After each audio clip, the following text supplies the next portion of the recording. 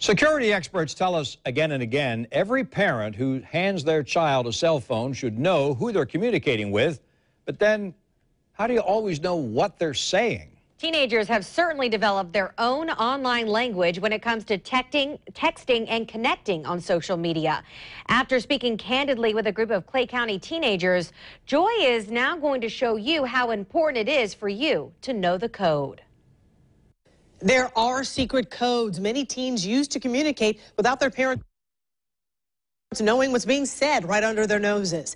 Acronyms are used for what can be some pretty racy language, whether it be on social media apps or text messaging. Even more unnerving, who your teens may be talking to. WYCM, will you call me? PAW, parents are watching. Texting acronyms that seem harmless enough, but what about this acronym? CU for 6, CU for sex, or GNOC, get naked on cam. These are just some of about 20,000 new words and abbreviations social media experts say your kids are likely using to communicate with each other by text. So what would you say is the average age or grade of kids to get phones nowadays? Emma, what do you think? 7th grade. These 5 Clay County teenagers are either 14 or 15 years old in 8th, 9th, and 10th grades. Most were given their first cell phone when they were about 10 years old to communicate with their parents, all of whom know of the texting talk, but didn't realize just how explicit the vocabulary has become. IWS, I want sex. TDTM, talk dirty to me. The number 420, code for marijuana. And one that really disturbed these parents. Yes, we have here LMIRL. LMIRL. And one did know what this was. Let's meet in real life. That's a scary. Wow. Yeah. So, thoughts. I want to know your thoughts right now. Jennifer, what's going through your mind? You're a parent. There are parents that will be hearing all these. It's scary. We have to be informed. I have 2 teenage boys. I need to know what's going on to better parent, to better reach them and talk to them and figure out how I can help them. You know, you've got to continuously try to stay up to date on this junk that is bombarding our children. Bill, listening to all that? Just scared, as oblivious to the secret language. Just oblivious, and that's nowhere a parent should be. What if you don't know? Their parents were relieved to learn these kids didn't know many of the texting acronyms we researched, but this group of teens was eager to discuss something else. Does everybody agree texting is the most popular? No. Oh, okay. All right. Holly, what's the most popular? Probably Kik or Snapchat.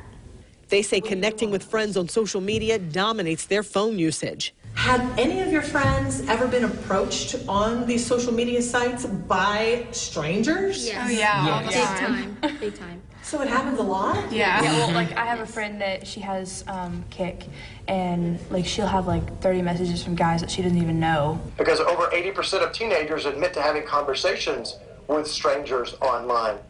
Parenting and youth counselor Brian Hausman says keeping an honest and open relationship with your child is key. This social media expert has guided scores of parents and their children through the world of technology. With 2 teenagers of his own, Hausman says good communication with your child will help you keep up with the newest and latest websites. One of the top 5 social media apps that teenagers are using now is called After School. I've yet to meet a single parent who's ever even heard of the app. So it just goes to show that we think we know what's happening, but it happens so much quicker than we can keep up with as parents. Every child is different, and by just asking them, we learned a lot.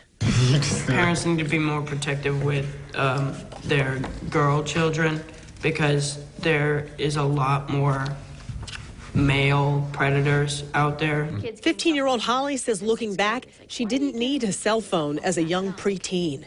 Do you think you were too young to have one? Yes. Why? Because I wasn't mature enough to have a cell phone. What made you not mature? Because just that age, you don't know what's going to happen.